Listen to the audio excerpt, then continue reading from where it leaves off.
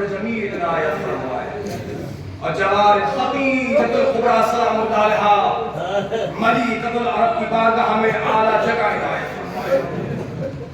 اماں اب مجھے اللہ تمہاری بہنوں کو سلام کرے۔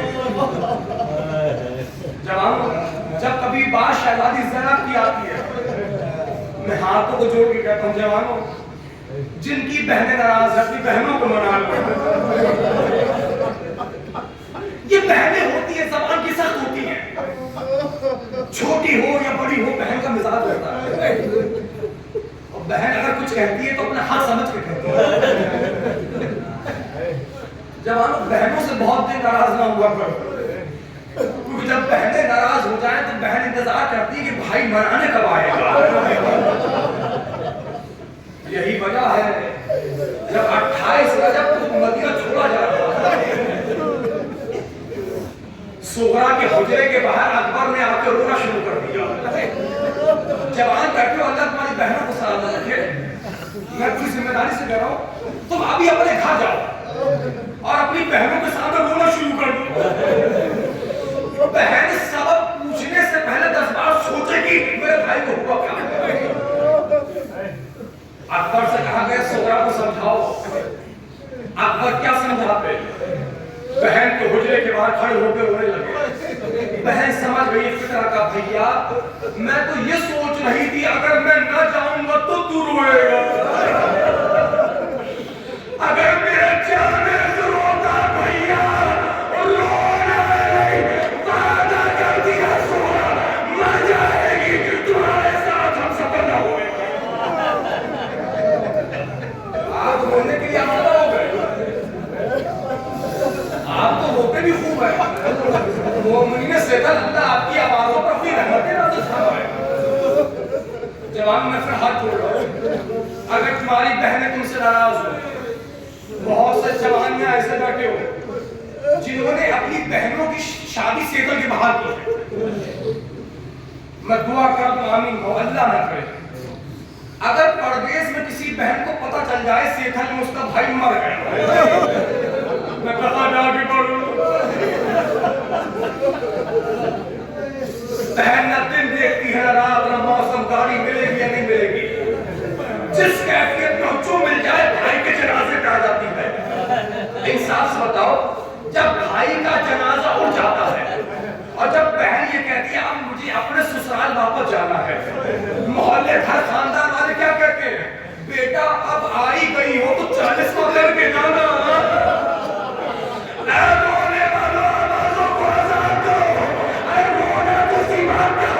ہماری بہنیں ہمارا 40واں کر کے جائے حسین کی بہن کیا ہاتھوں کو باندھا جزاک اللہ حیا کر کے نہ ہوئیے گا۔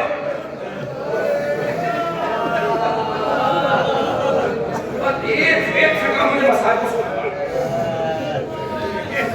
یہ مسائل میں استاد پڑھا کرتے تھے اور میرے استاد نے مجھ سے یہ کہا تھا جب بہت زیادہ پریشان ہو جاؤ، سب پریشان ہوتے ہیں، رونے کا دل بھی ہوتا ہے، اس لیے میرے امام نے کہا تھا ابن شدید ہے شدید کے بیٹے جب اگر کسی پر رونے کا دل چاہے تو میرے جد حسین پر رو لے کیونکہ میرا جد حسین کو جس اللہ کے مارا گیا یہ تو مرحومہ کے سارے ثواب کی وجہ سے آتا ہے۔ اللہ نہ کرے مرحومہ کے بھائی یہ دیوار نہیں سن رہے، مرحوم بس میں فکر پڑھ کے بہت جلدی میں اس کو تمام کروں گا۔ تو میرے استاد مجھ سے کہا تھا کہ جب بہت زیادہ پریشان ہو جاؤ کوئی راستہ نظر نہ آئے تو شب کی تاریخی میں 2 رکعت نماز حاجت پڑھنا اور ان مسائل کو پڑھنا۔ میں ممبر رسول سے کہہ رہا ہوں جب بھی میرے ساتھ ایسا ہوتا میں یہی کرتا ہوں، مولا گواہ ہے، ممبر رسول گواہ ہے، یہ روزہ گواہ ہے، صبح تک میری پریشانی دور ہو جاتی ہے۔ جہاں تو مسائل کون سے؟ وہ مسائل یہ ہے جب دربار مختار میں اللہ حمید ابن مسلم کو لایا گیا، حمید ابن مسلم سے پوچھا گیا یہ بتا تم نے کربلا میں کیا کیا دیکھا؟ کب مختار تم حسین والے مر جاؤ گے سن نہیں پاؤ گے؟ مختار کہتا حمید اب کربلا کے بعد جینے کا دل نہیں کرتا۔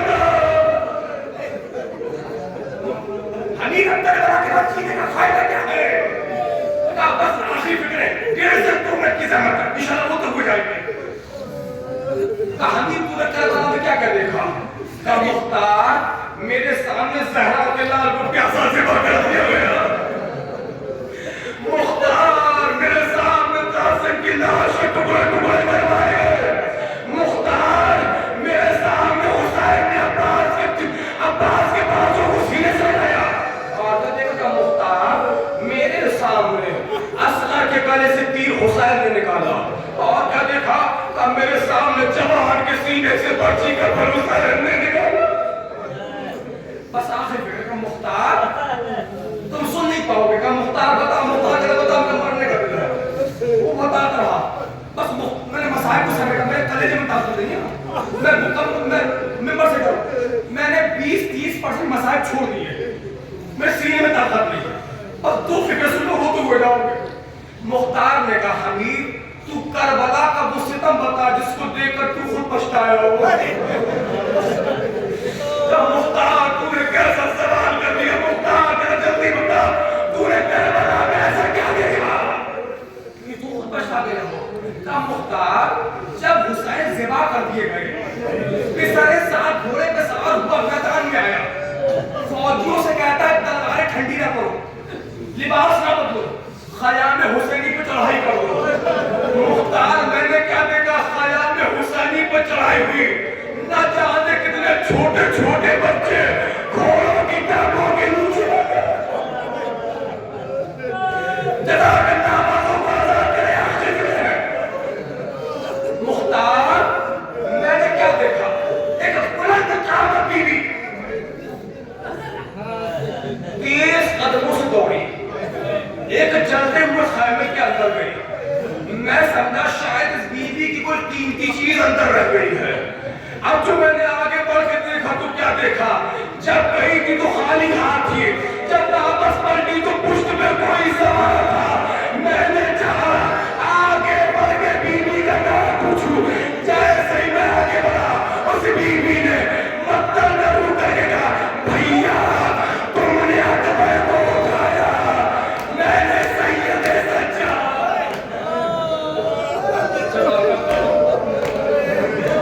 کچھ لوگ حیا کر رہے، کچھ لوگ حیا کر رہے، جنہیں رونا نہیں آ رہا ہے سروں کو جھکا لو، اور جنہیں رونا نہیں آ رہا ہے سروں کو جھکا لو، اور جو رو رہے ہو نا، جو رو رہے ہو اپنے چہرے کی پرواہ نہ کرو، تمہارے بگڑے ہوئے چہرے زینب کو بہت اچھے لگتے ہیں۔ آخری فکر کا مختار سن، تم سانس لے لو تاکہ یہ ایک ڈیڑھ منٹ کے روایت میں پڑھوں۔ مختار سن، میں نہر فرات کے کنارے ٹہل رہا تھا، میں نے کیا دیکھا 4 سے 5 سال کا بچہ چھوٹے چھوٹے قدموں سے نہر فرات کی طرف آ رہا ہے۔ مرحومہ کی بڑی سن لے، مختار میں زمین پر لیٹ گیا کہ وہ بچہ مجھے دیکھ نہ پائے۔ عجب رہی نشیب کی جانب پڑھنے کے بعد اس بچے نے مجھے دیکھ لیا، کہا ظالم کھڑا ہو جا، میں تجھے دیکھ لیا۔ مختار میں کھڑا ہو گیا، اس بچے نے چھوٹے چھوٹے ہاتھوں کو جوڑا تھا، ظالم اگر کوئی سوال کروں تماچے تو نہیں مارے گا۔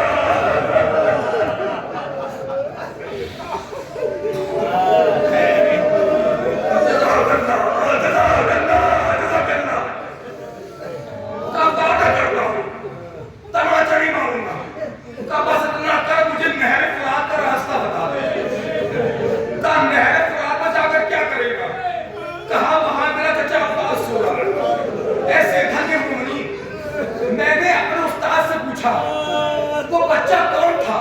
تو انہوں نے کہا اس بچے کا نام نہیں ملتا، اس بچے نے مولا عباس کو چچا کہا ہے، یعنی یہ بچہ مولا عباس کے بھائیوں میں سے کسی کا بیٹا ہے۔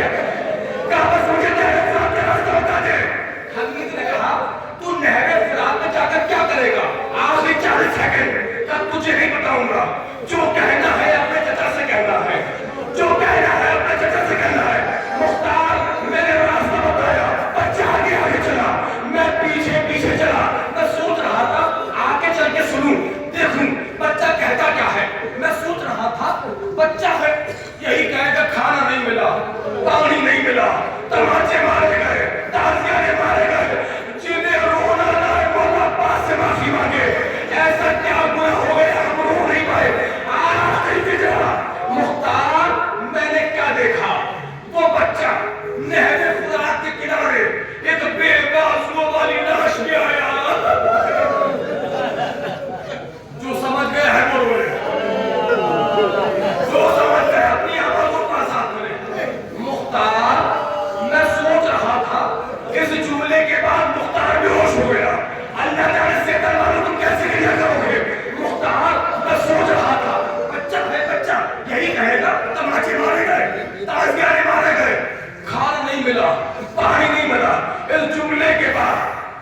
زمین پہ گرا، مختار بے ہوش ہو گئے۔